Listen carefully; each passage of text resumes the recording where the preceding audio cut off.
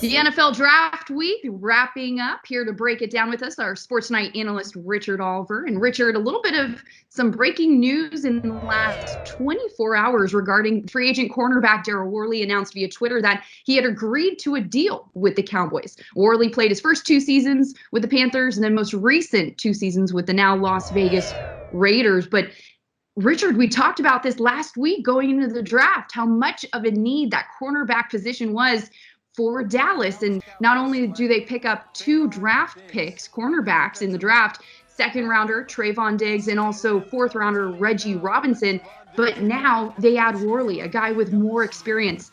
How does this shape the cornerback position and this overall secondary for the Dallas Cowboys moving forward? Well, I'll tell you, Jill, to your point, it was interesting coming into the draft. Mike McCarthy was asked a lot about that secondary spot, especially safety. They lost Jeff Heath. There's not a whole lot of depth back there. What was going to happen? And he basically kind of just put up his hand and said, just wait and see how this is all going to play out in our system. And I think what we're seeing is they're bringing in players who are diverse, who could play these positions and can play multiple positions on defense. Now, we've seen that over the last few years. A linebacker, those guys have become stand-up defensive ends, all the different, speed and all the different kind of things that are playing into defenses.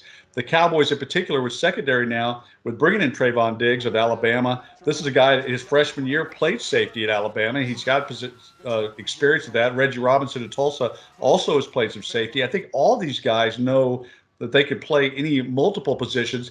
And in the NFL anymore, you better be able to play multiple positions and be an all-purpose athlete. And, you bring in Daryl Worley. This is a guy that also has been around for a long time, played in a lot of systems. He knows exactly what's going on.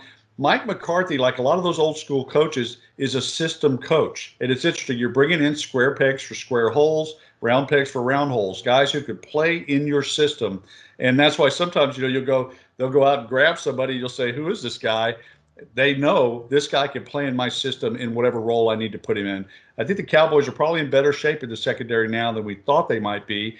And bringing in Clinton-Dix, we don't know what he has left, but the guy knows the safety position. Xavier Woods has played it. So maybe we shouldn't be so nervous. Like, these guys actually know what they're doing. Right.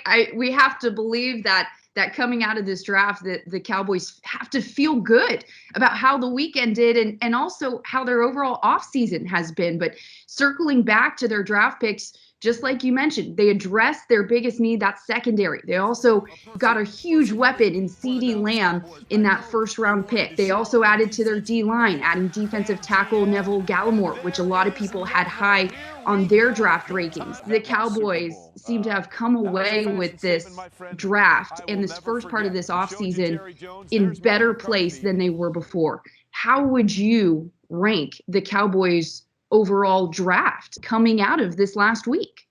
I put the Cowboys right up there when you look at the rate. Now, of course, the Vikings had 16 picks, so everyone's got them as A+, because out of 16, you better get about 10 of those right.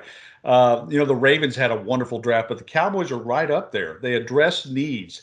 Now, you and I talked about the fact that, coming into the draft, you thought for sure they were going to get K'Lavon Chaisson at that number 17 pick because he's that guy on the defensive line. A little bit of a project, but a guy that would have been able to step up and do some different things to put some pressure on the quarterback. The Cowboys didn't have that. When CeeDee Lamb landed in their laps, they said, look, we got to get this guy. Best available athlete. He's a game changer. The Big 12, any of those teams that Oklahoma had to go up against could tell you how good this guy is, including the University of Texas. Cowboys were able to take put in another weapon in that offense and to get a CeeDee Lamb. But they addressed things, Jill. The rest of the defensive line got addressed. They go out and get Trayvon Diggs as a cornerback that a lot of people are very high on. He's apparently very nasty. This is a guy that really gets in there, gets his nose into the football, and that's what they need on that defensive side. So, all those different kind of things, when they all play into it, again, we'll go back to the idea that Mike McCarthy knows what he wants. I mean, he knows what kind of system he wants to install. He went out and got those players that he thinks could step into it. He had some great drafts at Green Bay over the years because of just that. And Green Bay had some great teams because of it. So I really look forward to seeing these guys evolve into the kind of players that will really excel in Mike McCarthy's system.